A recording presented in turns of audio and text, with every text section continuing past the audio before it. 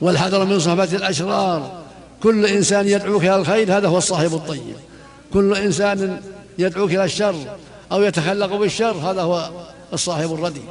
فعلى كل مؤمن أن يحذر صحبة الأشرار وأن يجتهد في صحبة الأخيار. وهكذا النساء نوصي الجميع بصحبة الأخيار، والحذر من صحبة الأشرار. نوصي الجميع بالتواصي بالحق والتناصح والتعاون على البر والتقوى.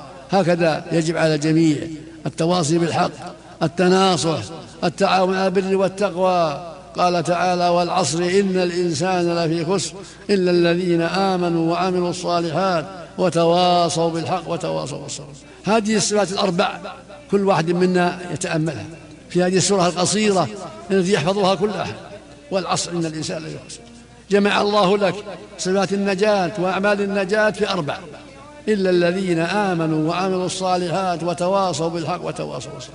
هذه أخلاق الرابحين وصفات المؤمنين الرابحين الذين آمنوا بالله ورسوله ووحدوا الله وأخلصوا له العبادة وخافوه وراقبوه وعملوا بطاعته وتركوا معصيته وتناصحوا وتواصوا بالحق وتواصوا بالصبر. هؤلاء هم الرابحون، هم المؤمنون الأخيار، هم السعداء، هم أصحاب اليمين، هم أصحاب السعادة.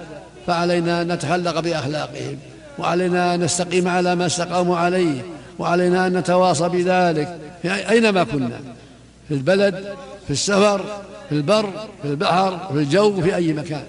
علينا أن نتواصى بالحق وأن نحذر ما نهى الله عنه وأن نستقيم على دين الله، نرجو ثوابه ونخشى عقابه. وعلينا أن نتفقه في الدين، في كتاب الله، في الأحاديث النبوية. يقول النبي صلى الله عليه وسلم: من يرد الله به خيرا يفقهه في الدين. فأوصيكم بالقرآن مرة أخرى وبأحاديث الرسول صلى الله عليه وسلم مثل رياض الصالحين، بلوغ المرام، عمدة الحديث، منتقى الأخبار. تسمعون الأحاديث، أحاديث الرسول صلى الله عليه وسلم، وتستفيدون منها مع كتاب الله عز وجل.